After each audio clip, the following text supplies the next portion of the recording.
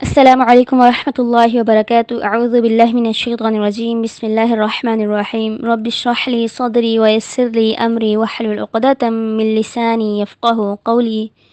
رب زدنی علما اللہم فقہنا فی الدین، آمین۔ سورہ آل عمران آیت نمبر 38۔ ہنالک دعا زکریا ربہ قال رب ہب لی من لدنک ذریۃ طیبہ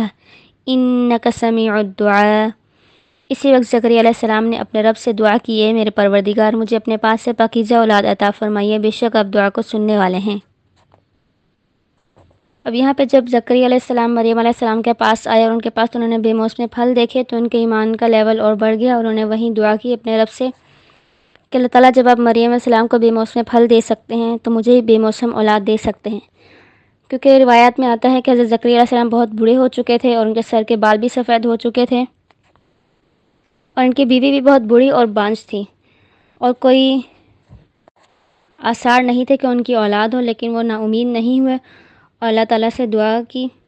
ایسا نہیں کہ انہوں نے اس ٹائم ہی دعا کی، بلکہ پہلے بھی دعا کر رہے تھے، لیکن یہاں پہ ایک سچویشن بن گئی تھی ایسی کہ ایمان کا لیول بڑھ گیا تھا، تو انہوں نے یہاں پہ اللہ تعالیٰ سے دعا کی کہ میرے پروردگار مجھے نیک اور پاکیزہ اولاد عطا فرمائے۔ اب یہاں پہ دیکھیں کہ ہم زکریا علیہ السلام نے نہ ہی حسد کیا، نہ ہی بغض، نہ ہی ہرس کہ میں اللہ کا نبی ہوں، اللہ تعالیٰ نے میرے ساتھ تو ایسا کبھی نہیں کیا کہ مجھے بے موسم پھل دی ہوں، یا میں اتنے عرصے سے دعا کر رہا ہوں میری دعا نہیں سن رہے اللہ تعالیٰ، قبول نہیں ہو رہی، بلکہ ایسا کچھ بھی نہیں کیا۔ ان کے پاس نعمتیں دیکھیں تو اپنے لیے بھی نعمت مانگ لی۔ تو ہمارے لیے بھی یہی سبق ہے کہ اگر ہم کسی کے پاس نعمت دیکھیں تو اس پر خوش ہوں اور اسے دعا دیں کہ اللہ تعالیٰ اس کی نعمت میں برکت دے، اور اپنے لیے بھی اگر ہم کسی نعمت کے طلبگار ہیں تو دعا مانگیں اللہ تعالیٰ سے، کیونکہ اسے بھی اللہ نے دیا ہے اور اللہ تعالیٰ ہمیں بھی دے سکتے ہیں۔ اور دوسرا ہم یہاں پہ دیکھ رہے ہیں کہ زکریا علیہ السلام نے وہیں کھڑے کھڑے خود اپنے رب سے دعا کی، ایسا نہیں کہا کہ مریم علیہ السلام سے کہا ہو کہ تم اللہ کی ولی ہو، اللہ کے بہت قریب ہو، یا پہنچی ہوئی ہستی بن گئی ہو کہ تمہارے پاس بھی موسم پھل آ رہے ہیں تو تم اللہ تعالیٰ سے دعا مانگو میرے لیے، بلکہ خود اللہ تعالیٰ سے دعا مانگی۔ اور خود دعا مانگنا اللہ سے زیادہ افضل ہے اور زیادہ پسندیدہ ہے، کیونکہ انسان خود جس جذبات اور جس شدت سے اپنے لیے دعا مانگے گا ویسا اور کوئی نہیں مانگ سکتا۔ اور دعا کے قبول ہونے کی شرط بھی یہی ہے کہ انسان کے اندر جتنا یقین ہو، جتنا ایمان ہو اور جتنے جذبات ہوں دعا میں، تو دعا اتنی ہی جلدی قبول ہوتی ہے، کیونکہ حدیث کا مفہوم بھی ہے کہ نبی کریم صلی اللہ علیہ وسلم نے فرمایا اللہ تعالیٰ غافل دل کی دعا نہیں سنتے۔ اور اسی طرح ایک واقعہ بھی آتا ہے، حضرت عمر رضی اللہ عنہ کے دور میں انہوں نے دیکھا کہ ایک شخص کعبے کا غلاف پکڑ کر رو رو کر دعا مانگ رہا ہے، اور انہوں نے اسے اگنور کیا اور چلے گئے۔ دوسرے دن پھر اسی شخص کو دیکھا، تیسرے دن پھر اسی شخص کو دیکھا کہ وہ شخص رو رو کے دعا مانگ رہا ہے اور اللہ تعالیٰ سے کہہ رہا ہے کہ اللہ تعالیٰ میری آنکھوں کی بینائی مجھے عطا فرما دے۔ اب تیسرے دن عمر رضی اللہ عنہ کے پاس گئے اور پوچھا کیا ہوا تمہاری دعا قبول نہیں ہو رہی؟ انہوں نے کہا کہ میں تو یہاں پہ بہت عرصے سے دعا مانگ رہا ہوں لیکن میری دعا قبول نہیں ہو رہی۔ تو اس پر حضرت عمر رضی اللہ عنہ غصے میں آ گئے اور انہوں نے اسے کہا کہ تمہارے پاس 3 دن کا ٹائم ہے، اگر تمہیں 3 دن کے اندر آنکھوں کی بینائی مل گئی تو ٹھیک ہے، ورنہ تیسرے دن تمہاری گردن اڑا دی جائے گی۔ تو اب وہ شخص اور زیادہ شدت سے مانگنے لگا کہ ابھی تک تو صرف آنکھیں نہیں تھی، اب تو جان کے بھی لالے پڑ گئے، اور اس نے شدت سے رو رو کے اللہ تعالیٰ سے دعا مانگی، اور تیسرے دن جب حضرت عمر رضی اللہ عنہ وہاں پر آئے تو دیکھا اس کی آنکھوں کی بینائی آ چکی تھی۔ اور اس پہ ہمیں کیا پتہ چلا کہ وہ شخص اس سے پہلے صرف اوپر اوپر سے دعا مانگ رہا تھا، دلی جذبات نہیں تھے اس کے، لیکن جب اس کو جان کے لالے پڑ گئے تو پھر اس نے دل کی شدت سے، دل کی گہرائیوں سے دعا مانگی تو اللہ تعالیٰ نے اس کی دعا قبول کر لی۔ اور یہاں پہ آگے آ رہا ہے کہ انک سمیع الدعاء، بے شک آپ دعا کو سننے والے ہیں، یعنی اس یقین کے ساتھ دعا مانگی جائے کہ اللہ تعالیٰ سنتے ہیں۔ آیت نمبر 39۔ فنادته الملائکۃ وهو قائم یصلی فی المحراب ان اللہ یبشرک بیحیی مصدقا بکلمۃ من اللہ وسیدا وحصورا ونبیا من الصالحین۔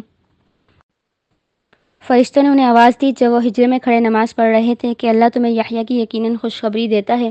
جو اللہ کے کلمے کی تصدیق کرنے والا، نفس پر قابو پانے والا، نبوت والا اور نیک لوگوں میں سے ہوگا۔ اب یہاں پہ کہ زکریا علیہ السلام اسی جگہ کھڑے تھے اور دعا مانگ ہی رہے تھے کہ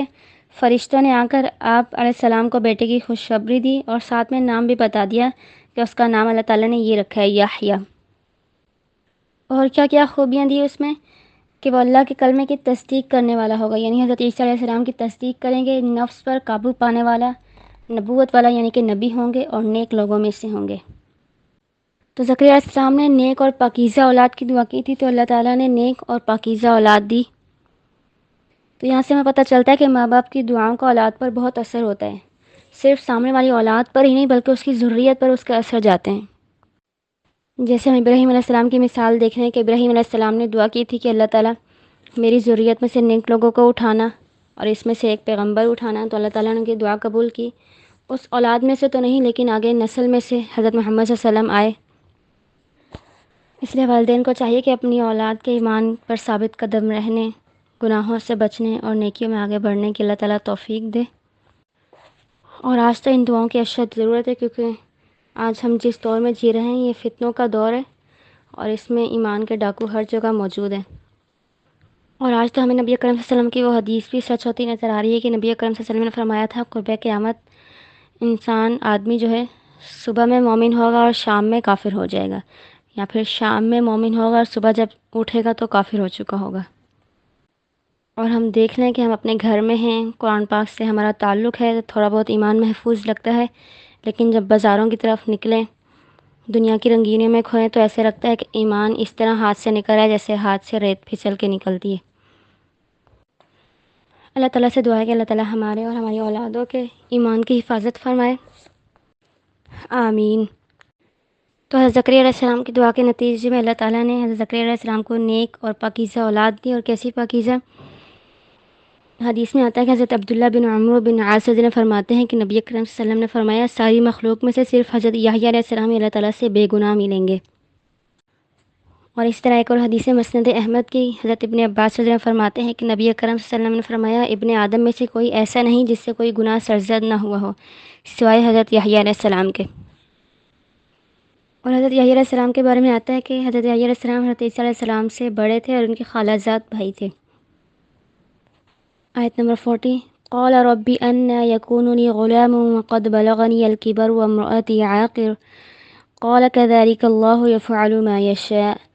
زکریا علیہ السلام تعجب سے کہنے لگے اے میرے رب، میرے ہاں بچہ کیسے پیدا ہوگا؟ میں تو بالکل بوڑھا ہو گیا ہوں اور میری بیوی بھی بھانج ہے۔ جواب ملا اسی طرح اللہ جو چاہے کرتا ہے۔ اب جب زکریا علیہ السلام کو بشارت ملی ایک بیٹے کی تو وہ انہیں بڑی حیرانگی ہوئی، کیونکہ یہ بات دنیاوی اعتبار سے ناممکن لگتی تھی کہ وہ بھی بہت بوڑھے ہو چکے تھے، ان کی بیوی بھی بہت بوڑھی ہو چکی تھی اور جو کہ بانجھ بھی تھیں، تو انہیں یقین نہیں آ رہا تھا اس بات پر۔ تو انہوں نے خوشی اور بے یقینی کی کیفیت سے ملے جلی یہ بات کہی کہ ایسا کیسے ہوگا؟ تو جواب ملا کہ اللہ تعالیٰ جو چاہتے ہیں کرتے ہیں، اللہ تعالیٰ کی قدرت سے کوئی چیز باہر نہیں۔ آیت نمبر 41 قال رب اجعل لي آية قال آيتك ألا تكلم الناس 3 أيام إلا رمزا واذكر ربك كثيرا وسبح بالعشي والإبكار۔ زکریا علیہ السلام نے کہا اے میرے رب، میرے لیے اس کی کوئی نشانی مقرر کر دیجئے۔ اللہ تعالیٰ نے فرمایا اس کی نشانی یہ ہے کہ 3 دن تک تم لوگوں سے بات نہیں کر سکو گے، صرف اشارے سے سمجھاؤ گے۔ تم اپنے رب کا کثرت سے ذکر کرو اور صبح شام اسی کی تسبیح بیان کرتے رہو۔ اب یہاں پہ زکریا علیہ السلام نے کہا کہ اللہ تعالیٰ میرے لیے اس کی کوئی نشانی مقرر کر دیجئے، کیونکہ انہیں اتنی خوشی تھی اور یقین بھی نہیں آ رہا تھا کہ ایسا کیسے ہو گیا۔ اکثر ہمارے ساتھ بھی ایسا ہوتا ہے نا کہ ہم اللہ تعالیٰ سے کوئی دعا مانگ رہے ہوتے ہیں اور بہت عرصہ ہو جاتا ہے مانگتے جاتے ہیں لیکن وہ دعا قبول نہیں ہوتی، اور جب قبول ہوتی ہے تو ہمیں یقین نہیں آ رہا ہوتا کہ یہ دعا اللہ تعالیٰ نے سن لی، یہ قبول ہو گئی۔ تو حضرت زکریا علیہ السلام بھی انسان تھے، ان کے ساتھ بھی یہی معاملہ ہوا، انہیں یقین نہیں آ رہا تھا کہ واقعی میری یہ دعا قبول ہو گئی ہے۔ تو انہوں نے اللہ تعالیٰ سے دعا کی کہ مجھے کوئی نشانی دکھائیے، میرے لیے کوئی نشانی مقرر فرما دیجئے۔ تو اللہ تعالیٰ نے فرمایا تمہاری نشانی یہ ہے کہ تم 3 دن تک لوگوں سے بات نہیں کر سکو گے اور صرف اشارے سے اپنی بات سمجھا سکو گے۔ اور کیا کرنا ہے؟ وَاذْكُرْ رَبَّكَ كَثِيرًا وَسَبِّحْ بِالْعَشِيِّ وَالْإِبْكَارِ، تم اپنے رب کا کثرت سے ذکر کرو اور صبح شام اسی کی تسبیح بیان کرو۔ اب نعمت کے ملنے پر تمہارا کیا رد عمل ہونا چاہیے کہ تم اپنے رب کا کثرت سے ذکر کرو، اس کی تسبیح بیان کرو۔ اور یہ پوائنٹ ہمارے لیے بھی ہے کہ جب بھی نعمت ملے تو اللہ تعالیٰ کا ذکر، شکر اور تسبیح بیان کریں۔ اور اس میں ایک اور بھی سبق ہے ہمارے لیے کہ خاموشی اختیار کرو۔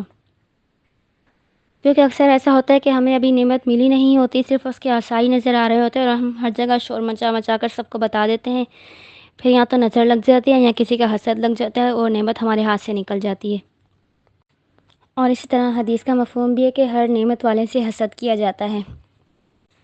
اب اس سے مراد یہ نہیں کہ بالکل ہی نعمت کو نہ دکھایا جائے، سب سے چھپا لیا جائے، اس سے مراد یہ ہے کہ ایکسٹرا شو آف کرنا، اس سے نظر اور حسد لگنے کے چانسز ہوتے ہیں۔ تو یہاں پہ بتایا گیا کہ جس نے نعمت دی ہے اس کا کثرت سے ذکر کریں، اس کی تسبیح بیان کریں، بجائے اس کے کہ دوسروں کے پاس جا کے نعمت کا ذکر کریں۔ آیت نمبر 42، وَإِذْ قَالَتِ الْمَلَائِكَةُ يَا مَرْيَمُ إِنَّ اللَّهَ اصْطَفَاكِ وَطَهَّرَكِ وَاصْطَفَاكِ عَلَى نِسَاءِ الْعَالَمِينَ۔ اور جب فرشتوں نے کہا اے مریم، اللہ نے تمہیں چن کر پاک کر دیا ہے اور سارے جہان کی عورتوں میں سے تمہیں منتخب کر لیا ہے۔ اب یہاں پہ فرشتے کے ذریعے مریم علیہ السلام کو بشارت دی گئی کہ انہیں ان کی کثرت عبادت، ریاضت اور کثرت تقوی کی وجہ سے انہیں تمام عورتوں پر فضیلت دی گئی ہے۔